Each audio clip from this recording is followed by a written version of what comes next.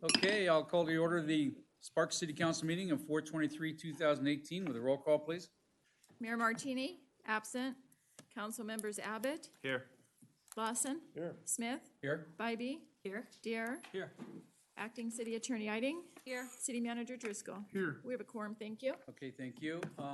If you'll all stand for invocation speaker, Pastor Omar Palmer, Sparks Seventh-day Adventist Church. Welcome, Pastor. Thank you so much. Please assume an attitude of prayer. Let's pray together. Our dear Lord and friend, we thank you so much for the privilege again to be alive and to be well, to breathe the air, to be able to exhale, to appreciate your goodness. We thank you for a wonderful place that we could all live and call home. We ask that you continue to bless, continue to direct. And whatever is done here in these council chambers will be sanctioned by your divine will.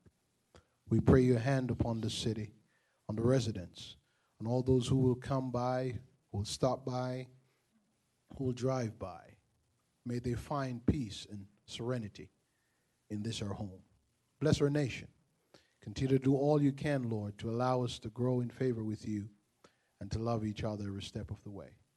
The meeting of today, we turn it over into your hands and ask that you will transact the business, and may everything be done to your praise, honor, and glory. Be with those who will speak, and those who will present, and Lord, may we at the end of this be able to say it was good for us to be here. In your name we pray. Amen. Amen. Thank you, Pastor. If you remain standing for the Pledge of Allegiance, Mr. Kreutz, would you lead us, please? I pledge allegiance to the flag of the United States of America and to the republic for which it stands, one nation, under God, indivisible, with liberty and justice for all.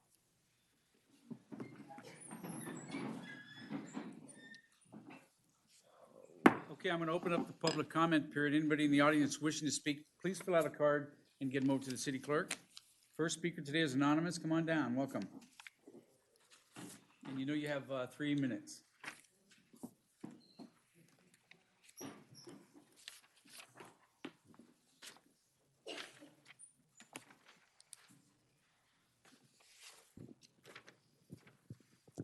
Give a shout out to Chief of Police Brian Allen for filing a criminal report.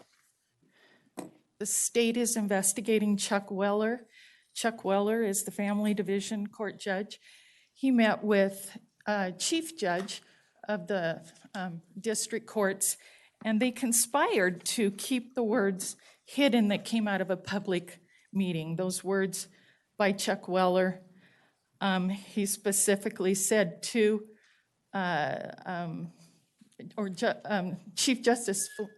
Chief Judge Flanagan, and he discussed keeping the words covered up under the public meeting laws, which is illegal.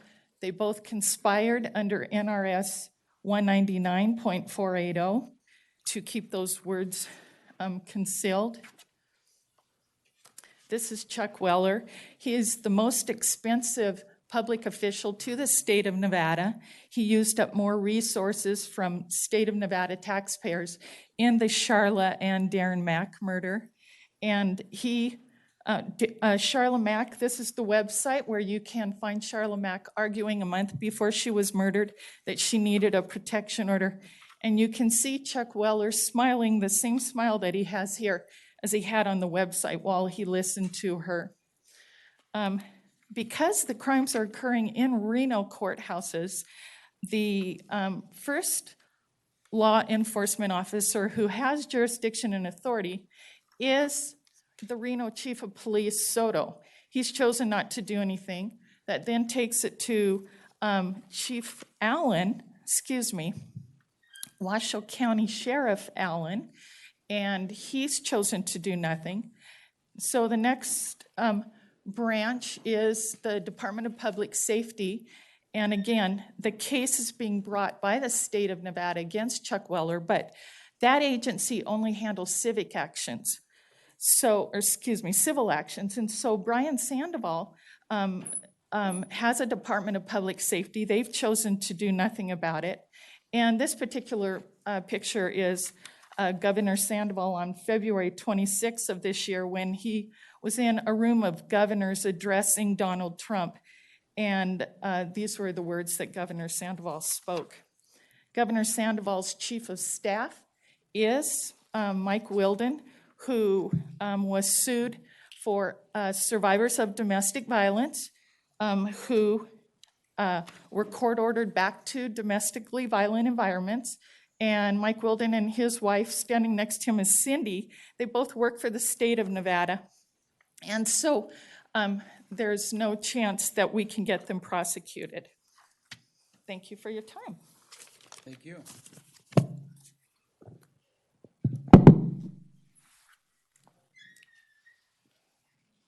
Our next speaker is Marcy Coopersmith. Come on down, Marcy. Little bundle of energy.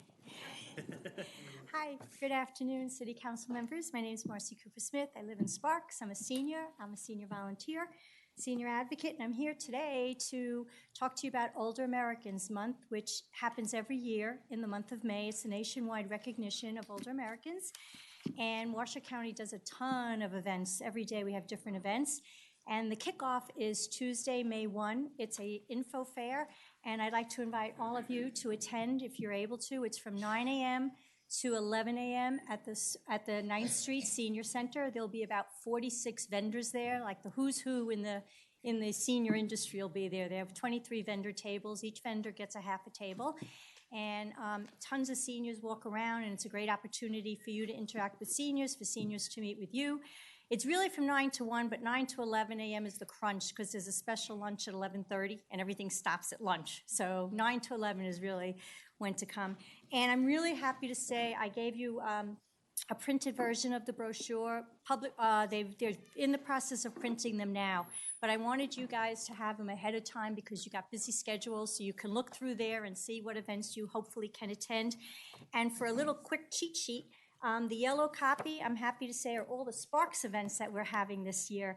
And I'm really thrilled. The Washoe County Library is hosting several events again for the second year in a row because they were so successful last year that they actually added a branch.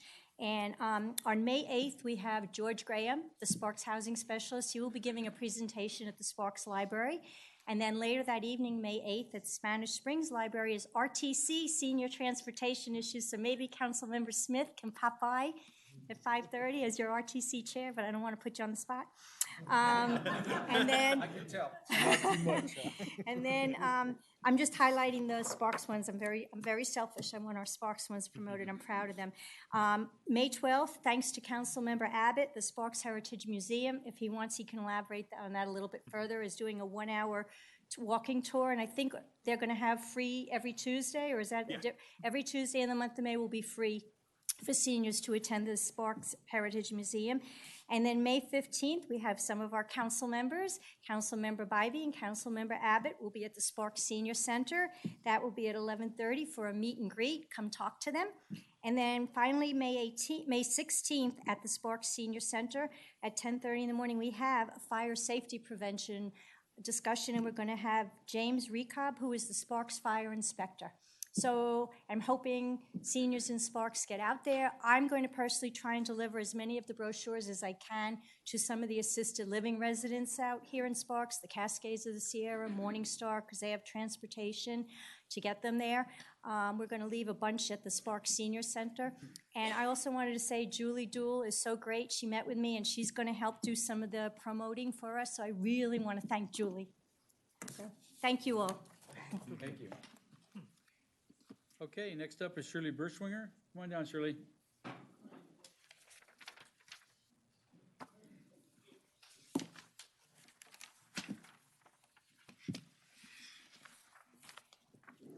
Good afternoon, council members. My name is Shirley Birchinger, and I live in the Mesa Meadows subdivision in Sparks. I'm here today to address a very dangerous situation. I am speaking of Los Altos Parkway headed north, just past Sparks Boulevard. Last November the 25th, I was on my way to Manor Care out in Wingfield after receiving an emergency call from them about my husband who had just had open heart surgery a few days before. I was in the correct lane on Los Altos heading north when this huge half-ton pickup truck came up on my right side and forced his way in, forcing me toward oncoming traffic.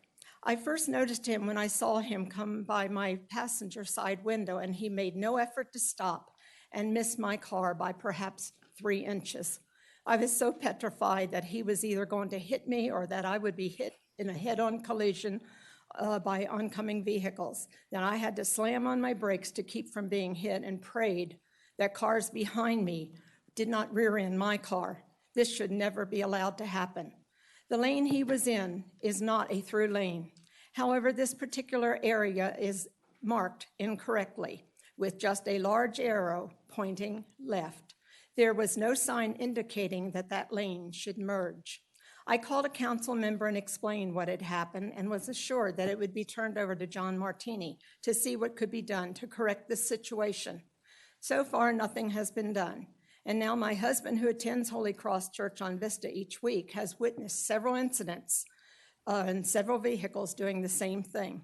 I changed my route, so I did not go on that street. Instead, when I leave Mesa Meadows, where I live, I take Sparks Boulevard to Disc Drive and then turn left on Mesa, and then turn left on Vista, sorry. Sorry, I'm a little bit nervous. I haven't done this for a long time.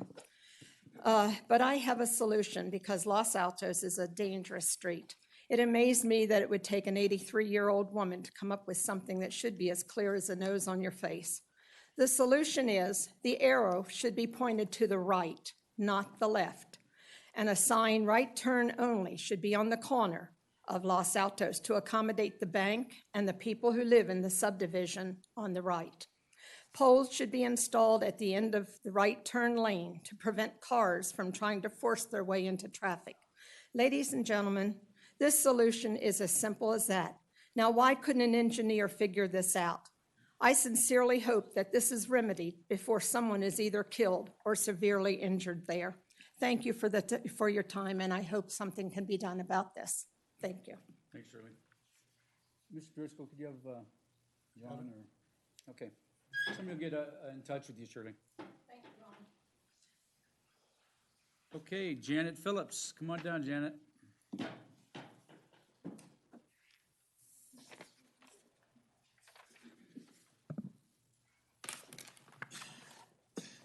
So if I put that there, does it show? Do I have to turn this on? There it is. Good afternoon. My name's Janet Phillips. I'm the president and founder of the Tahoe Pyramid Bikeway. This is a visionary project to follow the Truckee River all the way from Tahoe City to Pyramid Lake. The little tiny map shows you what we've accomplished so far. The green sections are completed. And I just learned from our map guru this week, we've hit 80% completion. I haven't been before the Sparks City Council for probably 5 years because we haven't needed any action. It occurred to me you'd like to know what's going on. So I'll tell you, we are close to finishing the connection from Truckee Meadows up to Truckee. There's a little tiny piece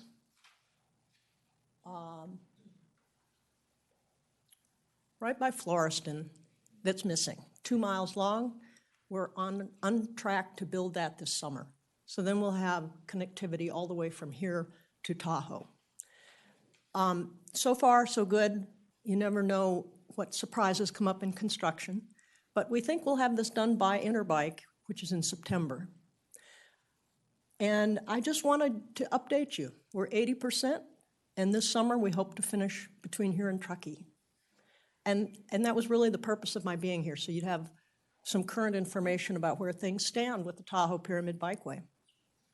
And thank you. Thanks, Janet. Okay, I do have one more, but they want to wait till 12.1. Anybody else in the audience wishing to speak at this time? Seeing none, we'll bring it back to the council. 5.1, approval of the agenda. Anybody want to pull anything? Okay, looking for a motion. Mr. Abbott. I'll move to approve the agenda. We have a motion and a second. Mr. Lawson? Second. Okay, we have a motion and a second. Any further Discussion? Seeing none, please vote. Passes unanimously. 6.1, consider an possible approval of the minutes of the regular Sparks City Council meeting of April 9th, 2018. Any changes? Okay, looking for a motion. Mr. Dare? I move to approve the minutes as they are. Okay, Ms. Bybee? Second. We have a motion and a second. Any further discussion? Seeing none, please vote. Passes unanimously. Okay, move on to announcements, presentations, recognition items, and items of special interest. 7.1, proclamation, Sparks Seventh Day Adventist Day. Where's Pastor Ed? You gonna come down, sir? I know, come on down. Have a seat there, Mr. Lawson will read your proclamation. and I'll try not to stumble on the big words. Big words there. Whereas Sparks Seventh-day Adventist Church was founded in Sparks, Nevada in 1978 with the philosophy of revealing the everlasting gospel of Jesus Christ to all within our reach, advocating for compassion with hope. And whereas the city of Sparks, whereas Sparks Seventh-day Adventist Church is an institution that offers a high level of discipleship and practical spiritual empowerment, this is going to be tough, complementing the moral and ethical fiber of our city. And whereas in the past year, Sparks Seventh-day Adventist Church has grown in the areas of membership, spiritual excellence, advocacy, and service to the community, ensuring Sparks residents a safe, open, and diverse place to worship and ministry in preparation for eternity. And whereas the city of Sparks congratulates the Seventh-day Adventist Church on their 40th anniversary and their intended goals of total member involvement, complete community advancement, and advocacy as part of their practical ministry. And now, therefore, I, Gino R. Martini, Mayor of the City of Sparks, Nevada, do hereby proclaim Saturday, April 28, 2018, as Sparks Seventh-day Adventist Day.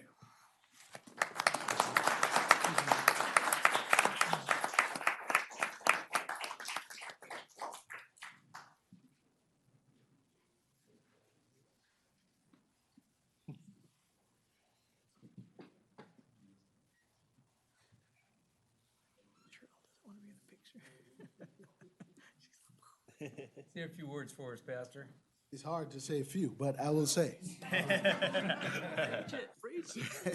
It's easier to preach than say a few words. So I want to say, Mayor Pro Tem, members of the council, we want to say thank you so much as a church. I'm honored today because we have a number of our members from our church with us here today. I'd like them to stand just so we could acknowledge your presence. And we would like to be very clear. Thank you.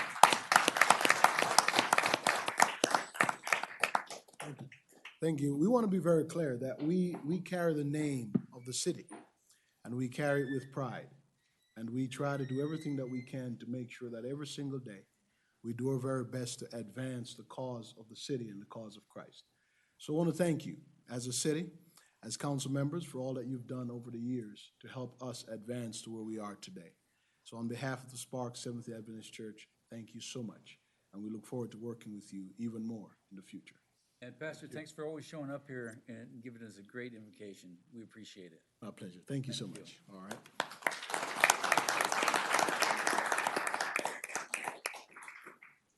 Okay, 7.2, proclamation for One Truckee River Month. Come on down.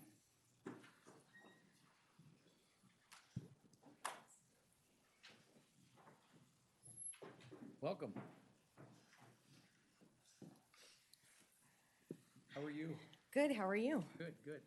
Thank you so much. My name is Christy Chacarolo. I'm the Executive Director of Keep Truckee Meadows Beautiful, and with me I have Alicia Rabon, who's the Executive Director of Nevada Land Trust.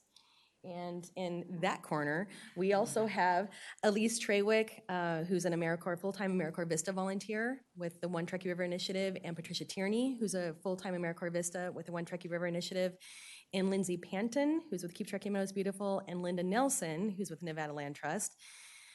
Patricia and Elise have done a lot to put activities together for the One Truckee River Initiative. Lindsay and Linda have done amazing work helping to get the plan together and helping us to implement the plan. And behind me, I'm excited to introduce the new coordinator and assistant coordinator for the One Truckee River Initiative. We've got Iris J. Lee Peppard and Alex Hoft. And so we are literally passing the baton to Patricia, to Iris and Alex as we continue to move forward with One Truckee River Initiative. As you know, this has been a labor of love that we've been working on for a couple of years now.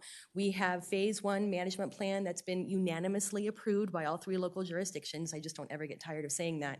And we're working on implementing Phase 1 of the One Truckee River management plan. And there's several projects that we're working on right now, and we just want to thank you for your support of this effort as a city and for allowing your staff to spend time in helping us with planning and working on initiatives for this project, because we are moving forward and we have broken up as a group into 4 key areas, and we're focusing on things like sanitation and housing, funding and metrics, river safety, stormwater, and vegetation management. And so we're continuing to focus on these areas and move those priorities forward. And we're looking at things like the art trail that's going to be going along the Truckee River from Crystal Peak Park all the way to Gerlach. We're making progress on that. The Truckee River Community Knowledge Survey has been completed. We've completed the Watershed Education Plan and the Educator Resource Guide and Teacher Guide that includes plants and wildlife on the Truckee River. And we are actively expanding watershed education in the classroom. And of course, we are just so excited that we've been able to hire an official coordinator, someone who can focus on this entirely. Iris and Alex are going to be amazing. Alex has been on this from the ground floor. She was our intern in the very beginning and really helped carry this forward. So we're just excited to see this moving on. And with the celebration of One Truckee River Month, we just want to encourage everyone to come out. As I mentioned, Elise and Patricia have done an amazing job of getting 1 river-related, if not 5 river-related activities happening every day in May. And so it's a great idea, and opportunity for the community to come out and really get out and engage in our river and enjoy our river, because we're so lucky to have one flowing through the city of Sparks. Well, you're a busy group. I know. We are. Mr. Dare. Yes, thank you all. First of all, we're going to read a proclamation for you. Our river is such a commodity to what we do in this area and makes us distinct in this area. So, whereas the Truckee River flows 121 miles from Lake Tahoe to Pyramid Lake and is a prime source of water for Sparks, and is a collaboration of public and private partners working together to realize a river that flows clear and clean. And whereas One Truckee River works to sustain the river's natural ecology, cultural resources, and wildlife, and to connect citizens and visitors with unparalleled opportunities for recreation and regeneration. And whereas the health of the Truckee River is integral to the health of our community, and time spent on and near the river encourages stewardship of the river and the surrounding watershed. And whereas the City of Sparks demonstrated its commitment to the One Truckee River vision and partnership by adopting the One Truckee River Management Plan in September 2016, and whereas the One Truckee River Plan goals include building an aware and engaged community that protects and cares for the river, and identifies a month-long celebration event to connect people to the river through place-based activities and programs for the entire community. Now, therefore, I, Christopher Dare, speaking for our Mayor, Gino R. Martini, Mayor of City of Sparks, Nevada, do proclaim May 2018 as One Truckee River Month. And everybody says, yay!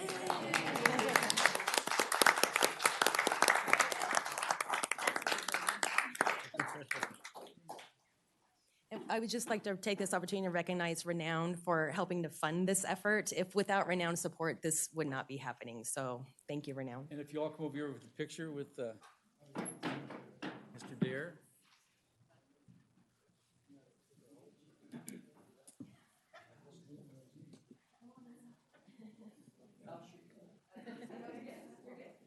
Big enough crowd, we don't have to be in the picture.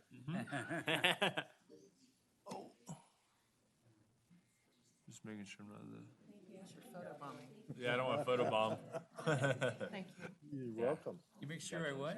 I don't want a photo bomb is what it. I know he does. Depends on the situation. I was. Okay, 7.3 is Arbor Day. Who is here to accept this? Tracy. Come on down. Okay, whereas in 1872, J. Sterling Morton proposed to the Nebraska Board of Agriculture that a special day be set aside for planting trees. And Arbor Day was first observed with the planting of more than 1 million trees in Nebraska. It's more than a day's work, I would say. Whereas Arbor Day is now observed throughout the nation and the world, and whereas trees reduce erosion of our precious topsoil by wind and water, cut heating and cooling costs, moderate the temperature, clean the air, produce life-giving oxygen, and provide habitat for wildlife. And whereas trees are a renewable resource giving us paper, wood for our homes, fuel for our fires, and countless other wood products. And whereas trees in our city increase property values, enhance the economic vitality of business areas, beautify our community, and are a source of joy and spiritual renewal. And whereas Sparks is recognized as a Tree City USA by the National Arbor Day Foundation, now, therefore, Gino R. Martini, Mayor of the City of Sparks, Nevada, do hereby proclaim April 27th, 2018 as Arbor Day, and urge all citizens to celebrate Arbor Day and support efforts to protect our trees and woodlands. Thank you, Tracy. Keep coming down.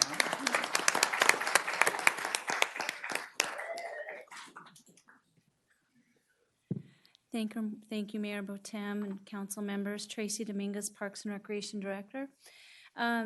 We just received word, literally today, I got the letter from the Arbor Day Foundation naming Sparks Tree City USA for the 24th consecutive year. Yay. I like that. So, and also for Arbor Day, on an annual basis, we select an elementary school in Sparks, and we plant a tree. And Jesse Hahn, one of our maintenance workers, does an amazing job teaching the children about Arbor Day, and they get to name their tree, they learn how to take care of their tree, and it's very exciting. So if you're interested, that will be this Friday, the 27th, at Sepulveda Elementary School at 9:05 a.m. And lastly, recently we did have a large amount of trees that had to be removed from Shadow Mountain Park due to bug infestation. But I'm proud to report that an amazing partnership that we have with the Rotary Club of Sparks and the Sparks Centennial Sunrise Rotary Club, they will be planting new trees at Shadow Mountain this Saturday from 8:30 to 12:30 to replace all of those trees. Thank you.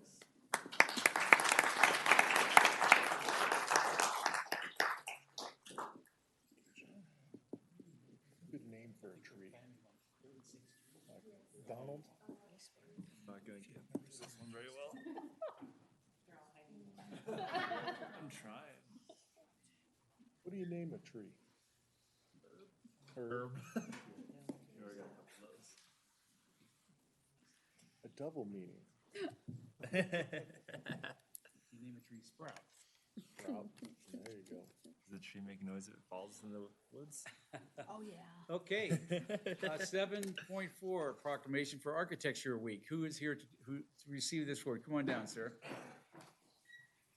And give us your name, and then we'll read the proclamation. My name is Dale Smith. I'm president of the American Institute of Architects in Northern Nevada. Okay. Mr. Abbott. Whereas architecture can positively influence our attitudes and emotions and bring people together to preserve, strengthen, or create a spirit of community, and whereas governments, religions, industries, and families have used architecture throughout history to express values, needs, capabilities, and aspirations, and whereas architects work to build a better future for the city through well-planned, well-designed buildings and communities that embrace principles of livability and sustainability, and whereas architecture professionals in Sparks strive to protect the public's health, safety, and well-being, and whereas we recognize the many valuable contributions made by professional community and professional architects of Sparks, Nevada, and extend our sincere appreciation for the continued commitment to public services by these professionals, now therefore, Gino R. Martini, Mayor of the City of Sparks, Nevada, do hereby proclaim the week of April 23rd to the 30th, 2018 as Architecture Week.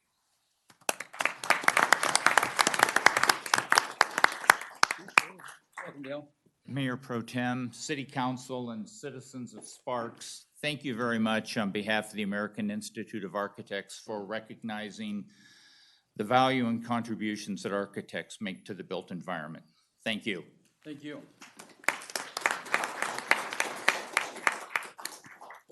Photo op now.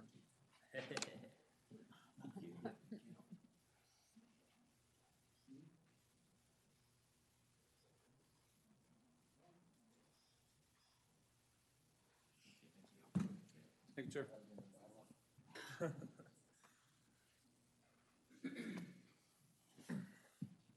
Okay, 7.5, proclamation for National Records and Information Management Month. Got a whole row up there. Come on down.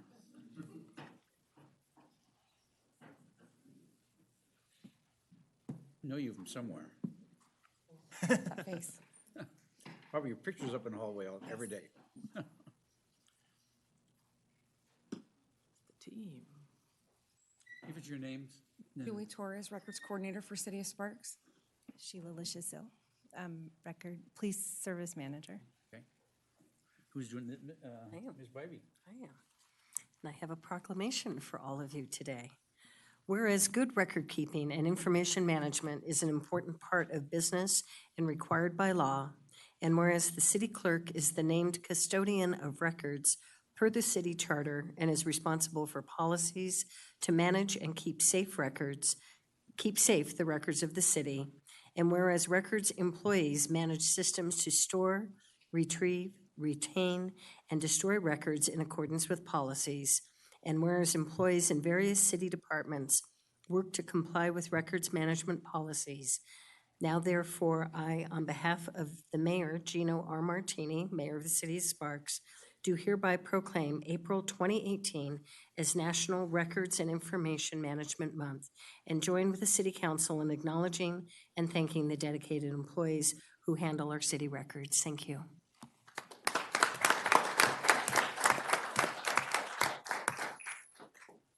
You want to say a few words? Sure, thank you so much, Mayor Pro Tem, Council. I just want to take this time to thank our staff.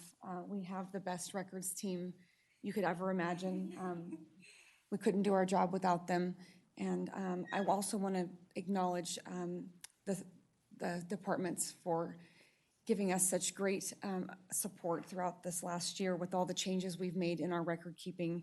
We have a new system, and we've made some great strides towards compliance, but finance, community services, the city manager's office, the chief, the fire department, everybody has been super supportive, and we just wanted to thank all of them for their support with this as well. Thank you all so much. Could you introduce the ladies that are with you? Sure. So I have Carrie Brooks. She's our records technician. We have Cassie Dobbins. This is Jacqueline Van Buren, Alyssa Fox, and Lori Shelvis. Thank you. Thank you, ladies. You did a great job. Let's get them all over for a picture.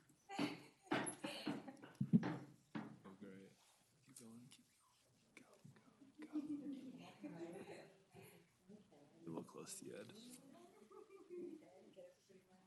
Oh, no.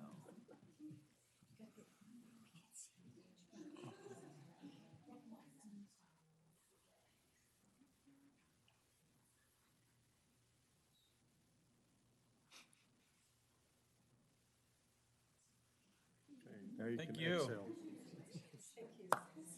Thank you.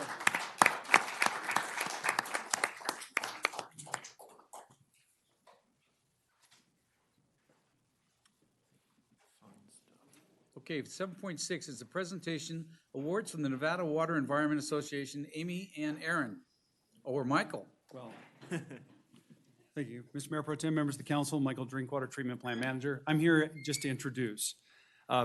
For you, a little bit of background, the Nevada Water Environment Association is the state affiliate of the International Water Environment Federation, the largest professional organization for folks in the wastewater industry. Every year, the state receives nominations and recognizes individuals who perform above and beyond their peers in 4 categories: wastewater treatment plant operator, water quality analyst, plant maintenance technologist, and rookie of the year. This year, earlier in April at the conference here at the Nugget, the NWEA recognized these 4 individuals, 2 of which we have the privilege of working with here in the city of Sparks. The wastewater treatment plant operator of the year, Mr. Aaron Stickley, and the water quality analyst of the year, Ms. Amy Egan, who are seated behind me. I'm going to go give you just a little bit of background because they're very modest folks and they're likely not going to tell you how great they are. Well, Aaron comes to us. He's been with us about 4 years, brought a tremendous amount of industry experience, trades, but more importantly, brought an attitude of he's a positive fella. He's fun to work with, and he's always looking for the answer. And very, very often, he's the guy who finds it. He's just a privilege to have at the plant. He makes it a better place every day. Amy, similarly, has been about 4.5 years with the plant, came to us from Virginia Tech University. She holds a grade 4 water quality analyst, which is the highest grade you can get in the state, performs all kinds of tests for us. As you're all probably aware, we can only do our job if the data we get from the lab is quality. And with Amy in the lab, there's no doubt every day we get good numbers to tell us what we're doing. It is my privilege to work with them. I wanted you folks to know the staff that you have. I know we're all worried about transition, about retirements, about continuity in city government, and that is a real concern. But with folks like this, I sleep a little bit better at night. So I'd like to share that, my appreciation for the job they do with you, and I'd like each of them to say just a few brief words. Sure, what a great endorsement. I mean, come on up, both of you. Come on up, Aaron.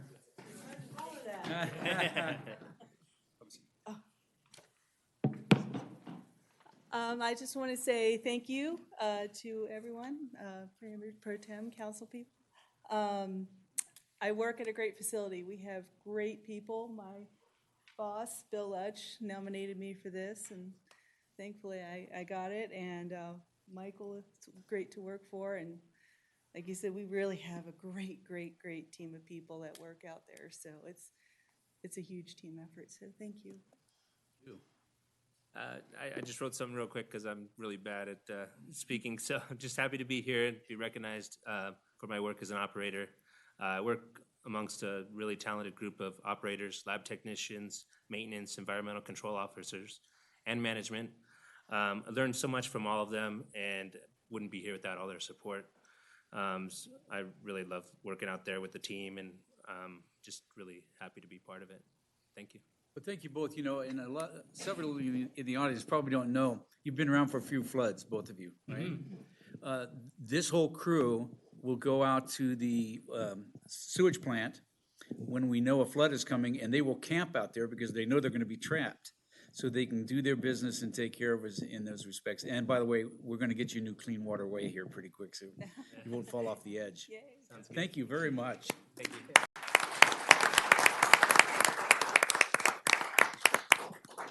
Good stuff. Michael, you gonna get a picture with him?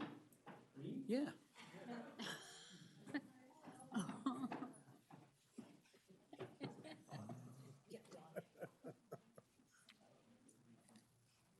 Thank you. Thank you. All right. I love seeing that kind of stuff. Okay, we'll move on to 8.1, consent items. Anybody want to pull a consent item? Mr. Dare. Yeah, I'd like to pull 8.5 and just chat about it for a minute. Okay, anybody else? Okay, looking for a motion. I move to approve consent items 8.1 to 8.4 and 8.6 with point 8.5. You got 8.2, so 8.1 through 8.4 and 8.6? Okay. Mr. Lawson? Second. We have a motion and a second. Any further discussion? Seeing none, please vote. Passes unanimously. Okay, 8.5, Mr. Dare. My question is, and I don't know who best to answer. There you go. How's it going? I wanted to know with these lights going in, and are they the ones that are similar, the safety ones that are going in? Because I know it's a new retrofit. I like the idea that I've seen the new safety ones where they're motion detection, so you walk in and then people know you're there. For ladies walking through, I just wanted to find out a little more about them. Yeah, so ultimately, for the record, Brian Kaysen, Capital Projects Manager. The existing lighting in there is already on sensors. And basically, there just wasn't quite enough lighting in there, and there was a lot of the emergency lighting. Actually, probably 90% of it was pulled off the wall from just from people going through there and messing with everything. So ultimately, we went through, and this is going to add more lighting to it. It'll be the sensor lighting. It's going to add emergency lighting, and ultimately, even if the power goes out, there's going to be sufficient lighting throughout the garage, just to keep people safe, ultimately. My main question has to do with the sensor, because I know seemed like it was probably older technology, so I wanted to make sure that we're no, going to have the sensor on there, because I think that's just a great safety thing in that area to have that when it comes on, people know you're there. Yeah, no, they're censored, and they are LED lights. The ones that are there right now are LED lights, and the new ones will be LED lights also. Thank you. Okay, any other questions or comments on 8.5? Mr. Dare, making a motion? Sure, I move to approve 8.5. Okay, Mr. Abbott? I'll second it. Okay, we have a motion and a second. Any further discussion? Seeing none, please vote. Easy. Yeah. Thank you. Passes unanimously. Thanks, Brian. Okay, general business 9.1, consideration and discussion of possible approval of change order number 1 to an approved contract AC 5455 for the 2018 street rehab Unit 1 project with West Coast Paving in the amount of $336,286.95. Amber, welcome. Thank you, Mayor Pro Tem, members of City Council. Amber Sosa, Transportation Manager. I'm here presenting today for your consideration and possible approval a change order to the city's 2018 Street Rehabilitation Unit 1 project. The contract is currently with West Coast Paving, and the change order amount is $336,286.95. The 2018 Street Rehabilitation Unit 1 project was selected through the city's pavement management program. The size of these projects are determined by the streets in the most critical condition as well as the budget available. For this project, bids were received February 14th, and the overall cost was lower than the expected engineer's estimate. Upon review, unit prices for this contract are very competitive and are extremely favorable when compared with other current bids in the region. This change order would add 4 additional streets within the same neighborhood and directly adjacent to the already approved original project limits. If you'll refer to the map, the original project is shown in yellow, and the proposed change order would be the blue loop of Valencia Way, Hermosa Drive, Geneva Court, and Valencia Court. I'm here to answer any questions that you may have. Any questions or comments? I'll say I'm so glad to see this project moving forward. Okay, looking for a motion, and that is my ward, so I'll make the motion. I move to approve change order number 1 to an approved contract for the 2018 street rehab Unit 1 project with West Coast Paving Incorporated in the amount of $336,286.95. Ms. Bybee.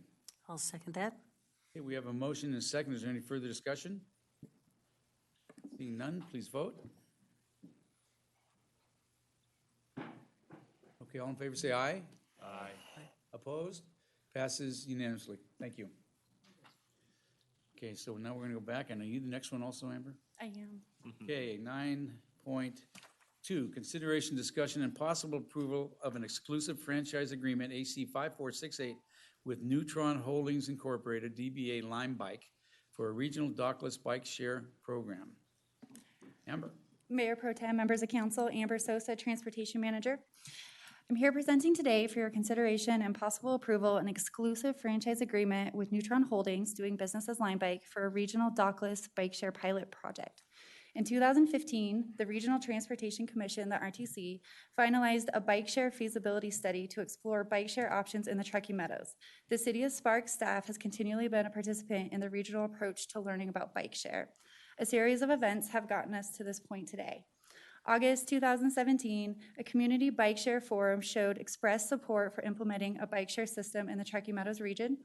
November 2017, the regional working group conducted a 2-day bike share industry forum to learn more about the alternative bike share operating models and equipment.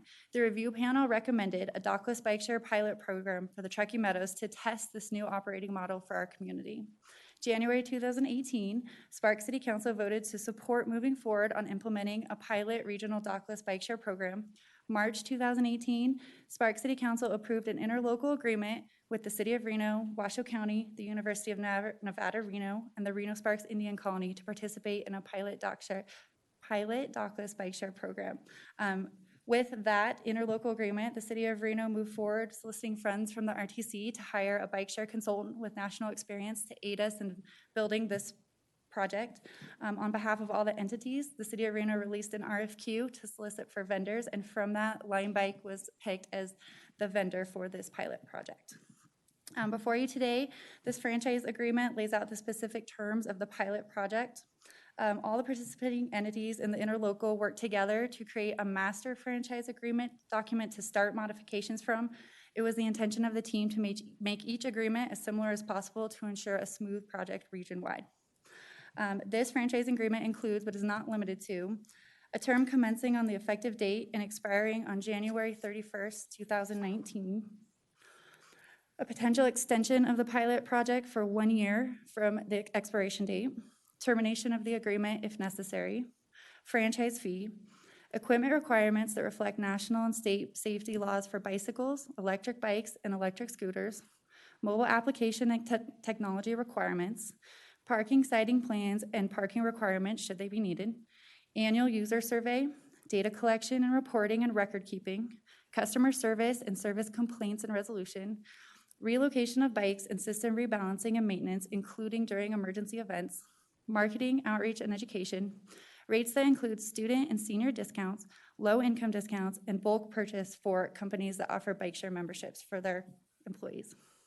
Should this franchise agreement be approved, a public educational campaign will be launched to help inform the public of what they can expect.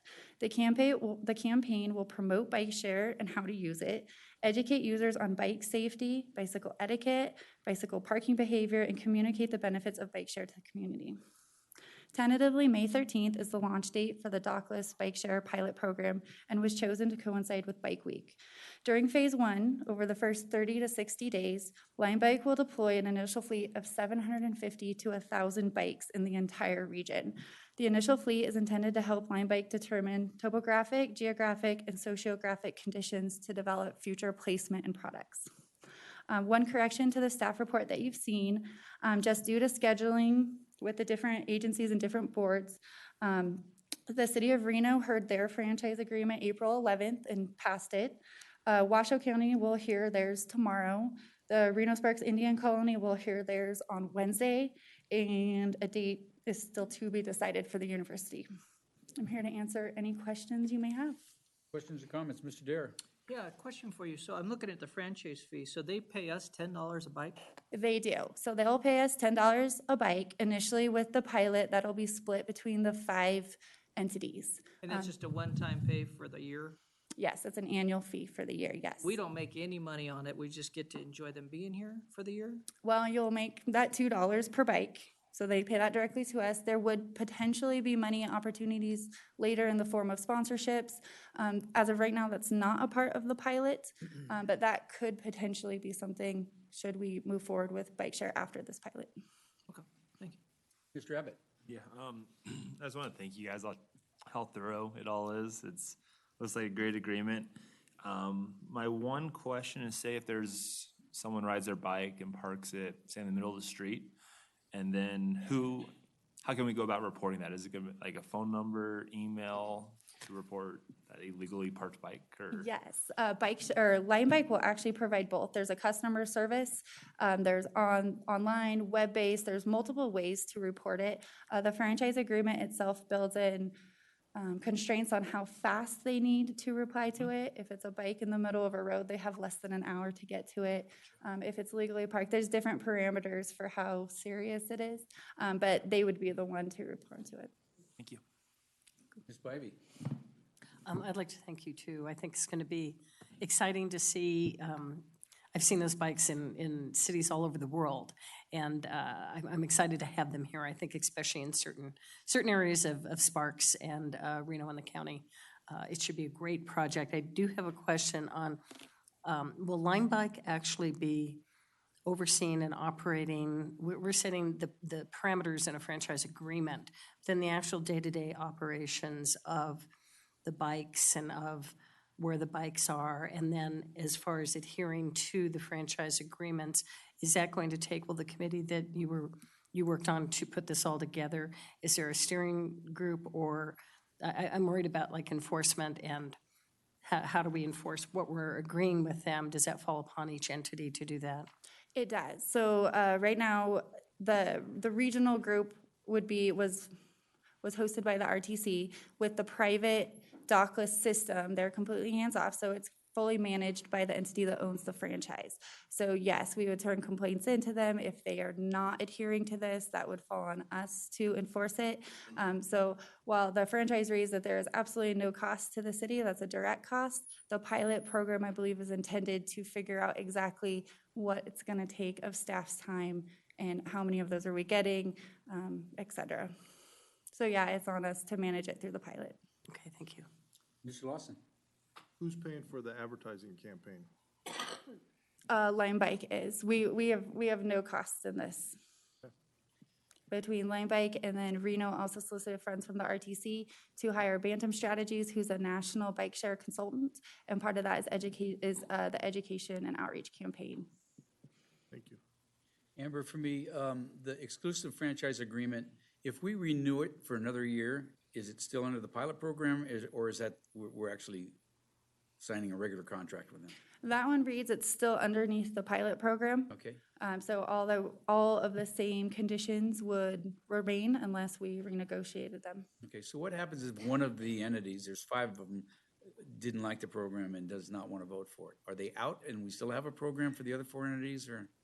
Yes, so that's why we all have our separate franchise agreements. That situation actually has happened in between San Francisco and South San Francisco, and there are ways to geofence lines, geofence boundaries. Should it be something that one entity doesn't want, these companies are capable of providing that, and we would have to see how it would work at that time. Okay, good deal. Mr. Dare? Just real quick, and so what if we don't like them and we want to go with a different group? We're signing this contract, say in a year, we want to go to another group, and they didn't do everything they said, but the bike seems still a good idea. We can either choose to renew with them or not, right? It doesn't matter. And then Absolutely. we can move on. There's no penalties or anything. Yep, no, either party, and through this agreement, either party can terminate the agreement at any time with notice, so yes. I'm ready to make a motion then. Mr. Dare, make a motion. I move to approve the exclusive franchise agreement with Neutron Holdings Incorporated, DBA Lime Bike for a regional dockless bike share pilot program. Okay, we have a motion. Looking for a second, Mr. Abbott? I'll second that. We have a motion and a second. Any further discussion? Seeing none, please vote. Passes unanimously. Thanks, Amber. Thank you. Okay, 9.3, consideration, discussion, and possible approval to implement paramedical level emergency medical service on Engine 21, Fire Station 2, in accordance with the paramedic program implementation schedule adopted by the City Council on August 22nd, 2016, with an equipment cost of $2,700. Welcome. Thank you. Good afternoon, Mayor Pro Tem, Council. For the record, Sean McKevers, Division Chief of Training and Admin for the Sparks Fire Department.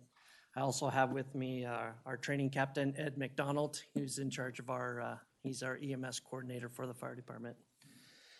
Before you today is item 9.3, which seeks your approval to implement paramedical level medical services at Station 2 on Engine 21. This is in accordance with the paramedic program implementation schedule that was adopted by the City Council in August of 2016.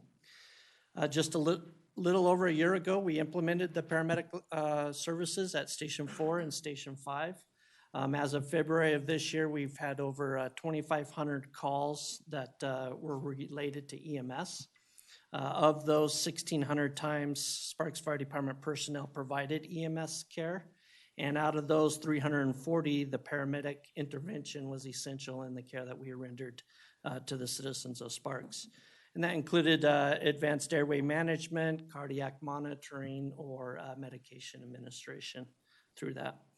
So we're excited to be in front of you today to take this next step in our implementation of the program, which is to bring on Engine 21 at Station 2.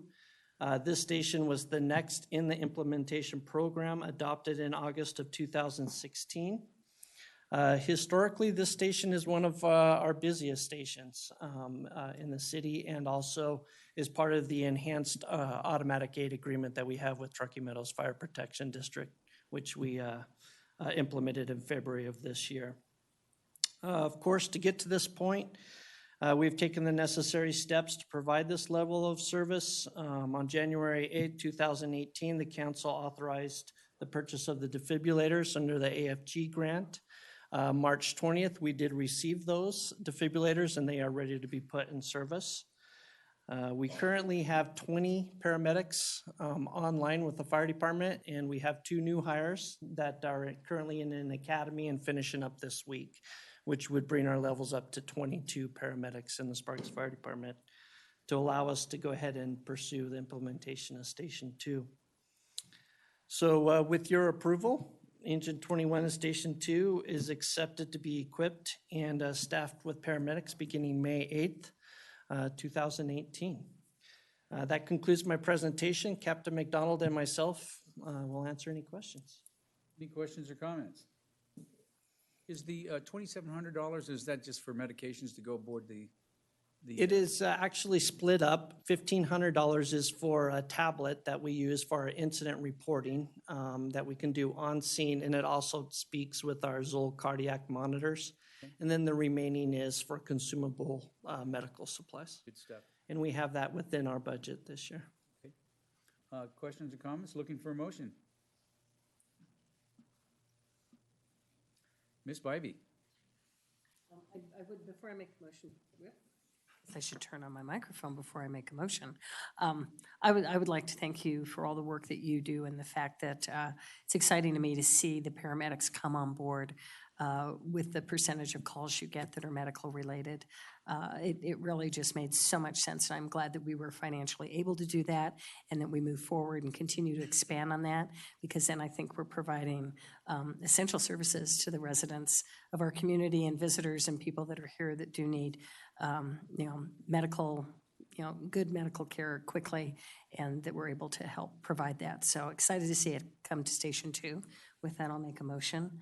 I move to approve implementing paramedic level emergency medical service on Engine 21 at Fire Station 2. Okay, we have a motion, Mr. Abbott. Second. We have a motion and a second. Any further discussion? Mr. Dare, you didn't, no, you're good? Okay, any further discussion? Seeing none, please vote. Passes unanimously. Thanks, guys. Thank you. Good stuff. Okay, 9.4, consideration, discussion, and possible approval of fiscal year 2018-2019 budget recommendations and fiscal items, including 1, the city manager recommendation for the City of Sparks final budget, and 2, the proposed 5-year capital improvement plan. Mr. Cronk and Mr. Driscoll. I'm just here to look pretty today. And you do. I don't know about that. Thank you, Mr. Mayor Pro Tem. The best you can do. It's the best I got. Hey, and we prettied him up too. Yeah, this is the good version. We helped. So, Mr. Mayor Pro Tem, members of the council, Steve Driscoll, City Manager. For the record, I have with me Jeff Cronk, who's already introduced himself. Today is part of the budget process that we've been involved in basically year-round, but we start to focus with a retreat that we do, a workshop that we do with you in February of each year. And the reason for that discussion is to let you know what we know about the financial world and the revenues and expenditures of the city. And then we seek from you policies in order to develop the very detailed line item budget that we do, which is about 1,000 pages, lots and lots of lines. You don't see that level of detail, mainly because it doesn't make a lot of sense unless you're into the detail part. But what you do get is the book. So the city manager's recommendation book, this is budget transparency for the world, both yourselves, ourselves. As you can see, mine's already tabbed up, Jeff's is too.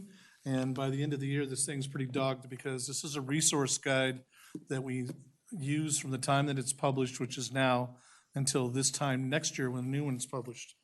So what we do in the process is we break down every fund that's in the city. We focus a lot on general fund because that is the main operations of the city.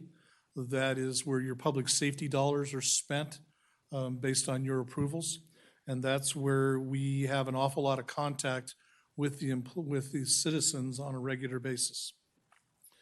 So the purpose of today is to kind of tie together what we've done so far. This is my attempt at final budget recommendations in order to get ready for the final budget that is submitted to the state on the 1st of June.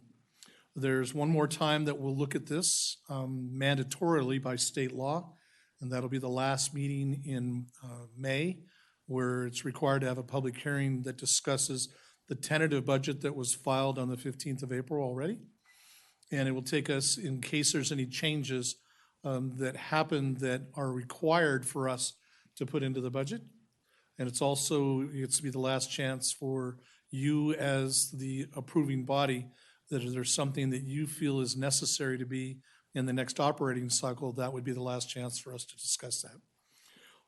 The reason we do the level of work that we do to this point is that obviously from the Tuesday in the last week of May till the Friday, which is when the document is due to the state, it's really hard to do 1,000 pages worth of detail change. So what we've done on your request in the previous years and your continued request is to get this work done now, to where we've shared with you the details that are important to you and to make sure that we're within the policies that you approved in the February timeframe. And in order to have the document be where it is, and then to give you a document that provides you the same resources that I have on my desk every day, that Jeff and his team use every day as it relates to it. So when we have questions, this is where we start, whether I'm answering questions to you or you might be answering questions to the constituency. So with that, we're not going to go through every page of this. There are a couple of things we specifically want to go through, and I'm going to have Jeff go through the document of the points that we think are important, and then we'll have it open for questions. So if we miss something, or if there's something that you specifically have kind of a drill down question on, we'll be more than happy to go into that detail. So with that, Jeff, please. Okay, thank you. Good afternoon, Mr. Mayor Pro Tem, members of the council. So as Steve had mentioned, this is a reference document. The types of things, just to highlight what you'll find in here, some of the information, that you could look at any time is some of the better information, if you will. I just want to call it out just so you have a realization of what we've got going on in there. It is kind of a cause of change document where we talk about, where we think we were going to be when we filed a budget or our estimates, and where we think we're going to be next year, and how we've developed this document from point A to point B, so to speak. Other items you're going to find in there are the contributions that we make, that we receive input from you in our budget workshop in February, to agencies anywhere from regional planning to associations we might have with League of Cities and so on and so forth. There's several of them in there. We also have some very detailed stuff, relating to our cost allocation, but it's important for us to document what our procedures are. State Department of Taxation specifically has asked us to include this in these kinds of documents so that it's on the record of how we allocate our central costs amongst the different funds. And that's what we're doing there when we're allocating our costs across the funds, is to really spread out the central services that we provide as a city. Think payroll, HR, city council, city manager, that is useful for the rest of the funds, and to document what we do there. One of the areas that I'm more proud of is the sections on the other funds that we have, where we have really detailed information on, and we've separated them out between larger funds, over $1 million worth of budgeted expenditures, and then other funds that are smaller than that. But it's difficult to go through all the different funds that we maintain as a city, but here they are. So if anybody wants to look at those. So also included in here is our redevelopment agency, which we'll discuss after this meeting, a review of our debt, a complete complement of the city's personnel, including a departmental review and org charts for every department. And then attached to this, we also have two appendices, one of which we're seeking your approval on today is the Appendix A, is the 5-year CIP plan, which again was presented to you in February and hasn't changed too much. It was certainly not materially. And then Appendix B would be the city manager's new needs book. We didn't, we're including everything in there as far as what departments brought forth to the city manager saying, hey, these are all of our new needs, but certainly, as is the case with every year, there are more needs and resources, right? So the city manager, obviously, working with his team, settled down on a number of new needs that he is recommending, and essentially it comes out to 3.3 FTE, full-time equivalent positions for the general fund, and another 3.7 FTE for other funds. So a total of 7 new positions.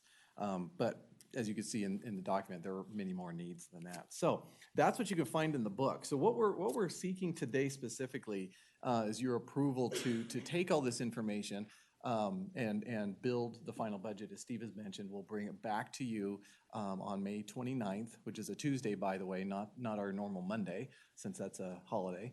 But we'll bring it back on Tuesday the 29th for your final approval.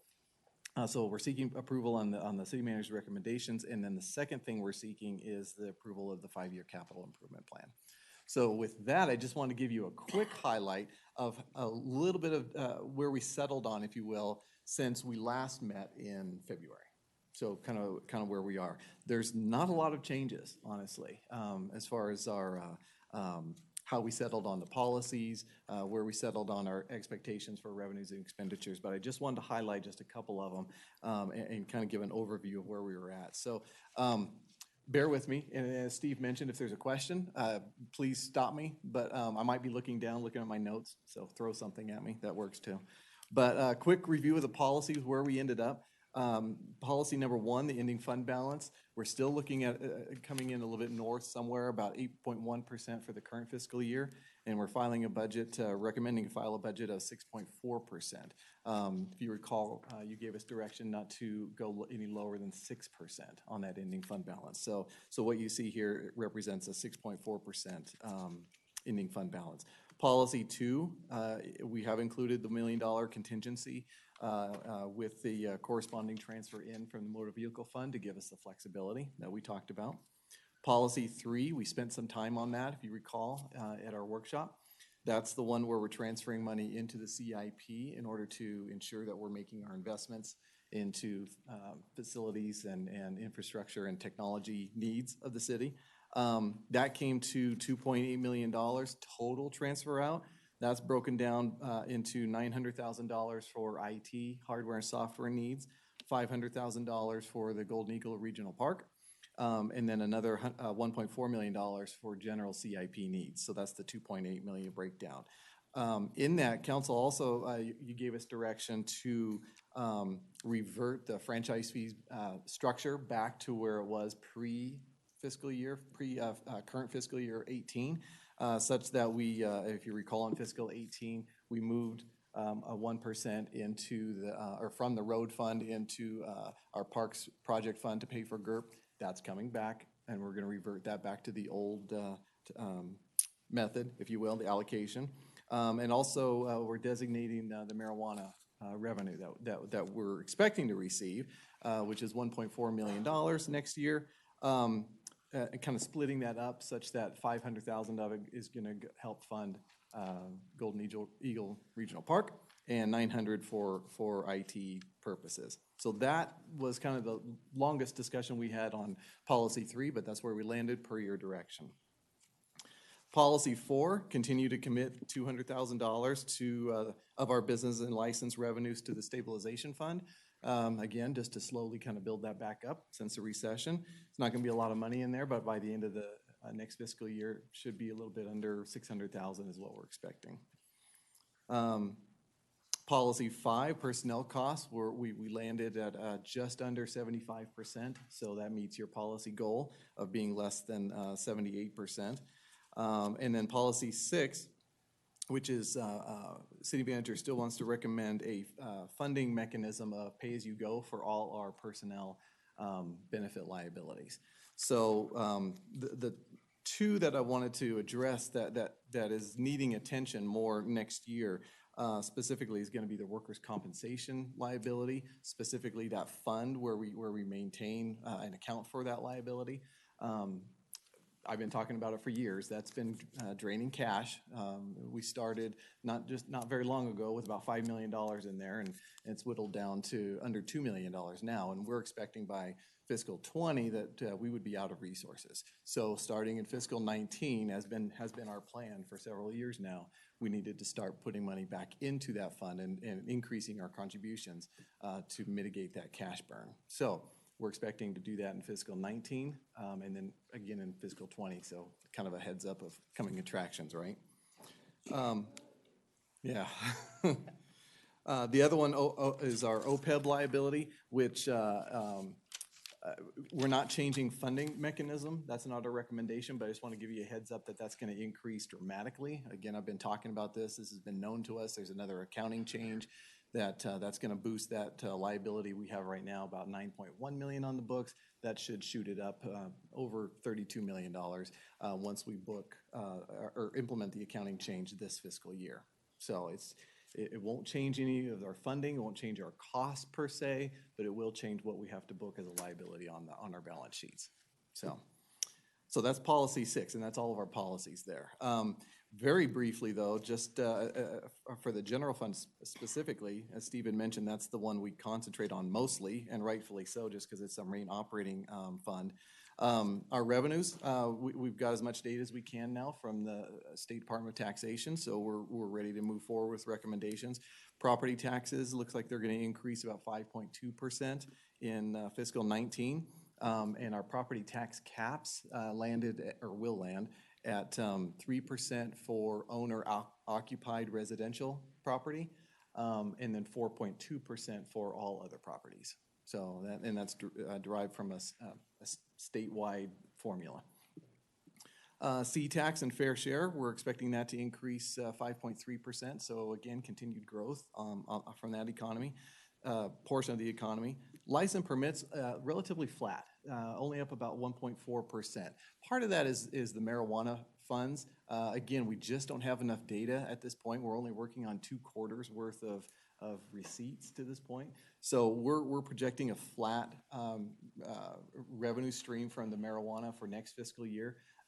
I can make a prediction right now. It will either be greater or less than that. But that's about the best as I've got right now. That's something we're just going to have to. Way to step out on a limb.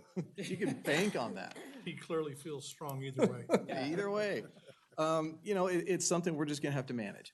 So as we get more data rolling in and seeing how the law changes in states around us, like California, impacts the economy here, we'll just have to see how that goes. So overall, our revenues are expected to increase 4.4%.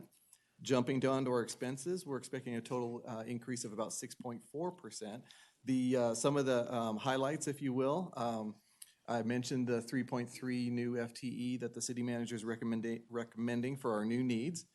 We did not budget any COLAs other than what has already been settled in the current contract. So if they're currently being negotiated, we did not include anything in anticipation of those settlements. We are recommending a 3% increase in our health insurance premium. That'll go into the health insurance fund. Essentially, city manager wants to keep that as a status quo for this year. We're still not completely fiscally healthy, but we're in a lot better position than we had been just a couple of years ago. So our expenses has been holding pretty static, but there is an inflationary going on, and we got some information from our brokers and felt a 3% recommended increase was appropriate. Essentially, that means a fairly flat budget for that health insurance fund. So we're not looking to increase the fiscal stability through revenues in that fund for next year. So we just kind of want to maintain a status quo. PERS rates, I think I mentioned this at the workshop. That's going to stay consistent until fiscal 20, set by the legislature. So we'll know later this calendar year what's going to be recommended to the legislature next legislative session. But that won't take effect until fiscal year 20. Let's see, I think that's about it for our expenses that I wanted to highlight. Our transfers out really quick. Again, we mentioned the $2.8 million that's going out to the CIP. There's $1.4 million that we transfer out as our annual subsidy to the Parks and Rec Fund, which it constitutes about a third of a subsidy for their budgeted expenses for next fiscal year. And then about $709,000 for our debt service for what was originally issued in 2007 for the C-Tax bonds, and then we refunded those a couple of times in the subsequent years. So at the end of the day, our ending fund balance, we're looking at a $4.3 million ending fund balance by the end of next fiscal year, which would be a 6.4% of expenditures. It represents a net spend, if you will, greater expenses than revenues of about $806,000. And the current fiscal year, fiscal 18, we're looking at about 8.1% ending fund balance, which is a little bit higher than the 6 that we had budgeted, but essentially that comes down to the $1.3 million that we didn't budget for marijuana funds. So if it hadn't been for those funds at all, we'd be spot on to our 6% budget. So that's the general fund. Other funds, just very quickly, our sewer funds, we didn't include a rate increase. Staff is working on a rate study, and that's going to be presented to council at a subsequent date. So no change in rates has been included into the recommendations for next fiscal year at this point. The health fund, I mentioned, the 3% premium increase. Workers' compensation, I did want to mention that just again. That's something we had to mitigate the cash burn in next fiscal year, and we got to do it again in fiscal 20. And then did the same thing for the general liability insurance fund. We had to increase our contributions into that fund, essentially due to several liabilities that we had to pay out for general liabilities, not payroll, but general liabilities that we kind of got hit with in the last few years. So those are my brief comments on the different funds and what we're expecting for the general funds. So that is my presentation. Otherwise, we're seeking 2 things again, just to reiterate, your approval or alternate direction. Time's running short, right? To take this information, build the final budget, and we'll bring it back to you, and then also approval of the 5-year capital improvements plan. With that, I'll entertain any questions. There is one outstanding item that will be answered later in the week, hopefully. We discussed regional planning, just, went over the top of that. The Regional Planning Governing Board will be hearing at a special session on Friday budget requests for the Regional Planning Agency. So we have, in the current budget, we have the regular fee that we've been paying, and then also an add-on for our share of the regional plan update, the master plan. There are some projected and proposed increases to the operating budget that the director will be bringing to the planning board on Friday. And then depending on the action that the electeds take on that, will tell us what we have to do here. There are several things that are being brought up. A couple of them are very logical. Well, they're all logical, what they're talking about. A couple are some new needs, which obviously we're not entertaining many new needs, or Reno or Washoe County. There are some things like COLAs and a couple of operating needs that are really mandatory. So the governing board will have to make decisions. Based on a couple of the have-to-dos, we could very easily absorb that into what we're doing here. If for some reason the governing board were to approve everything that was being asked, our share would be near $40,000 estimated. That amount, I would have to try to find something to not do in order to make this budget balance. So I will be waiting on the action from the governing board, and that'll determine whether or not we need to make any serious tweaks to the budget. But otherwise, everything that's out that affects us, we've addressed one way or the other with that exception. So thank you, Mr. Mayor Pro Tem. Okay, questions or comments? Jeff, how many accounts do we actually have? Accounts or funds? Funds. I believe we have about 38 different funds. And then accounts is? Oh, my word. 10 times that? At least. And the only reason I ask that question, because citizens many times say, why don't you just move money back and forth? And they all have, if not all of them, most of them have specific reasons or items they can be spent on. Yeah. In your packet leading into those discussions of these other funds, we actually have a chart that shows all the different funds that Yeah. we have. So you can show them that. Okay. Mr. Dare? A couple questions. One, when it comes to our property tax, what year do you project that we'll be hitting back where that secondary hit doesn't affect us anymore and we're just kind of back into the realm? How far are we from that? I don't think we'll ever hit that back until we make significant changes legislatively. Donald retires. Yeah. So, Mr. Dare, two things.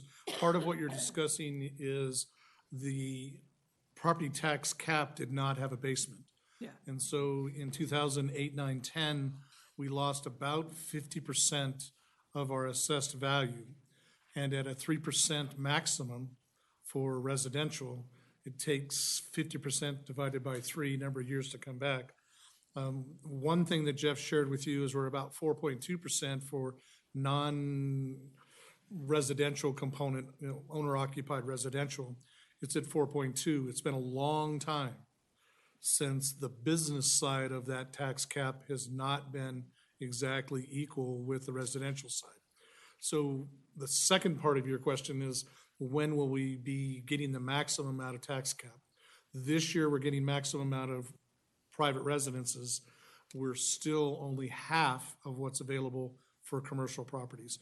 So it's good that we're having economic development in the valley. It's great that we're having growth because that's how we survive based on our current tax code.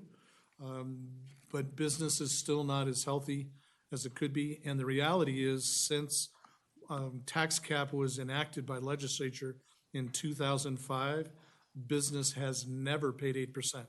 The first year they started, I believe, somewhere in the 6.5 range, and has went down to 0.2 2 years ago. So I think that, hopefully that answers your question. One other question, and it has to do with us adding liability, this 30-something thousand on there.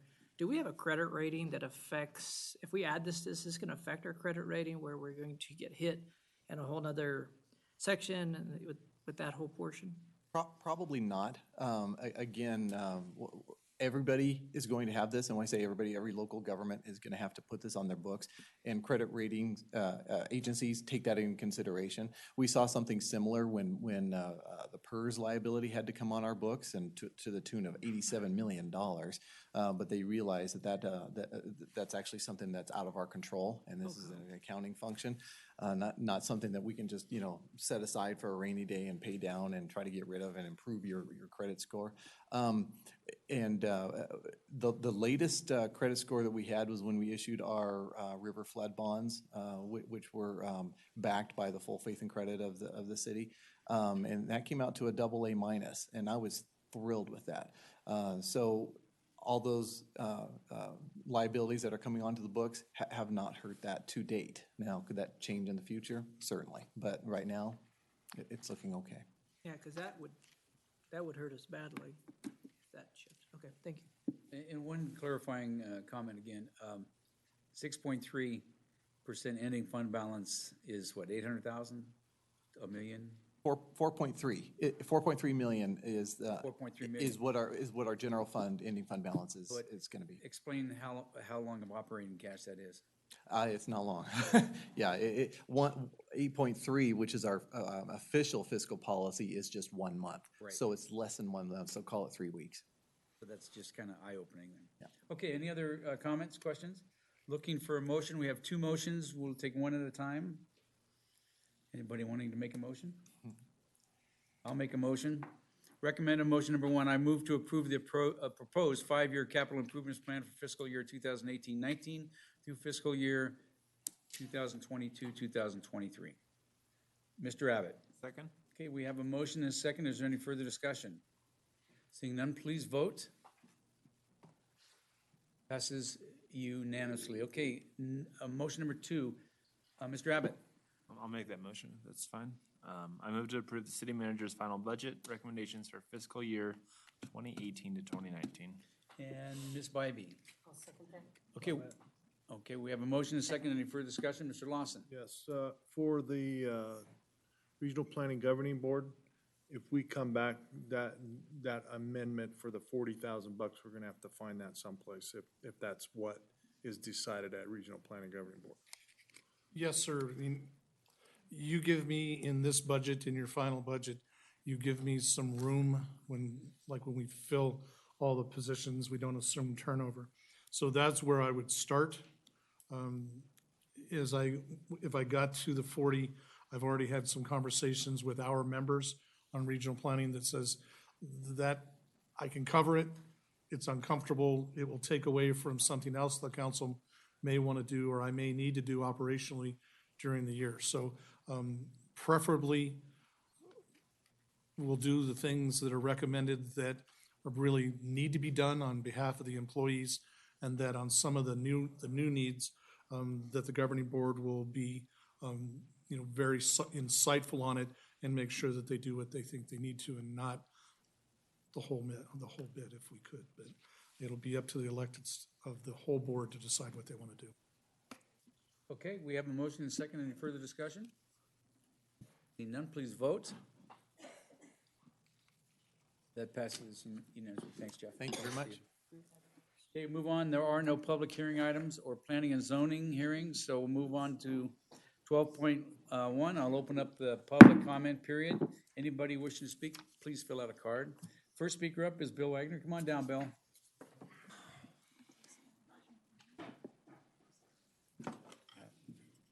Welcome. I got a new look. Clean. It's a clean look. Okay, Bill, you have 3 minutes. I want to speak to the mayor-to-be, even though it's Mayor Pro Tem and all that stuff, and city council. My question is the museum at the east end of Victoria Square, the large cowboy statue there. It's come to my I've been advised that it needs repair and paint. Is there any room in this 1,000-page budget to solve this problem? No, Bill, we don't normally answer questions, but Mr. Abbott No, can you answer don't. that for you. Yeah, of course. Yeah. So I'm a board member of the Sparks Museum. We're actually starting them in April, and we're hoping a completion around July. So that's a museum's item that's addressing it. So this summer, we should have a nice completed Joe. It'll be the original colors, not the current, or we had blue pants on them last time, but it'll go back to the green. So if you can see a Sparks license plate, it'll look just like that, which is a green pair of pants on Joe. Great, thank you very much. You're welcome. The other thing is, when are we going to celebrate the Man of the Year for Gino?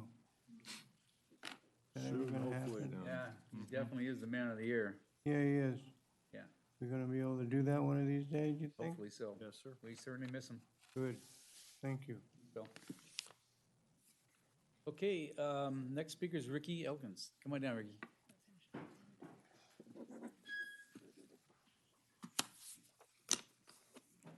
Welcome. Hi, thank you. My name is Ricky Rodriguez Elkins. I'm with Keller Williams Commercial in Sparks. And I'm here representing Mike and Wendy Rawson, who are the owners of the new Engine 8 Urban Winery that hopefully will be opening at the new Silver Wing Fountain House development. We just wanted to take this time to thank the City Planning Division and also various of you council members who've been providing a lot of guidance as we kind of stroll through this new process of creating a new use, and really appreciate how attentive and responsive but y'all have been, but also especially the council, the Planning Division. So just thank you for that, and we appreciate it. Thank you, Ricky. Okay, anybody else in the audience wishing to speak at this time? Seeing none, we'll bring it back to the council for comments. Mr. Driscoll, do you have comments today? I have some announcements. Okay, go ahead. So the following committee appointments are available. Civil Service Commission, looking for 2 members for a 3-year term. Parks and Recreation Commission, looking for 2 members for a 3-year term. Technical Review Committee, overseeing the Washoe County Home Consortium, we're looking for 1 community member for a 3-year term. And on the Enterprise Fund Advisory Committee, looking for 1 member for a 2-year term. This member must be from the residential construction industry to be eligible to sit on that committee.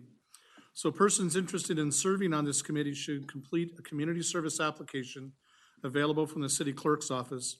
You may also apply online at the city's website, www.cityofsparks.us. You would click on Government on the webpage, and then under Boards and Commissions, you would click Volunteering for a Sparks Board or Commission. You'd fill out the online application and press Submit. Applications for these 4 boards will be accepted until the close of business on Thursday, May 31st of this year. Thank you, Mr. Mayor Pro Tem. Okay, Mr. Abbott. Yeah, I would like to direct City Manager Driscoll to bring back an item for the council's consideration to potentially direct the city manager to amend the zoning code to permit wineries and associated uses/standards in other locations outside of the agricultural zoning district. Okay, Mr. Dare. I just want to invite everybody, whoever would like to go to this, on Thursday, May 3rd, we have the National Day of Prayer that happens every year, and it's at the Washoe County on 9th.